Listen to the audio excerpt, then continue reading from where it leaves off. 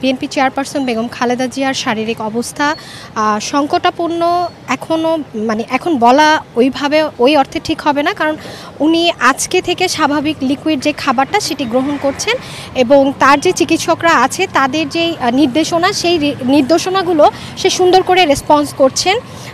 এর জন্য আমরা বলতে পারি যে খালেদা জিয়ার গত 4 দিনই যে শারীরিক অবস্থাটি ছিল সেটার চেয়ে কিছুটা ভালো। তো আমরা এই মুহূর্তে এভারকেয়ার হাসপাতালে রয়েছি। এইখানে গণমাধ্যম কর্মী ছাড়া আসলে বিএনপির কোনো নেতাকর্মীকে দেখা যাচ্ছে না, কারণ বিএনপির পক্ষ থেকে বলা হয়েছে অযথা যাতে নেতাকর্মীরা এখানে ভিড় না করে। তো সেটির একটি চিত্র আমরা দেখতে পেয়েছি। সকাল থেকেই কোনো ধরনের নেতাকর্মী এখানে ভিড় করেনি, তবে একটু আগে বিএনপির স্থায়ী কমিটির যিনি সদস্য নজরুল ইসলাম খান এসেছেন।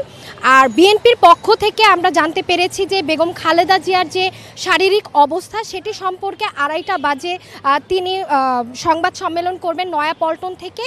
আর খালেদা জিয়ার যিনি ব্যক্তিগত চিকিৎসক আছেন যে জাহিদ ইসলাম, তিনি আমাদেরকে জানিয়েছেন যে খালেদা জিয়ার এখন যে বর্তমান অবস্থা সেই বর্তমান অবস্থা তাকে আসলে এই মুহূর্তে দেশের বাইরে নেওয়াটা আসলে কতটা ঠিক হবে সেটি আসলে চিকিৎসকদের সঙ্গে তারা বসে সিদ্ধান্ত নেবেন।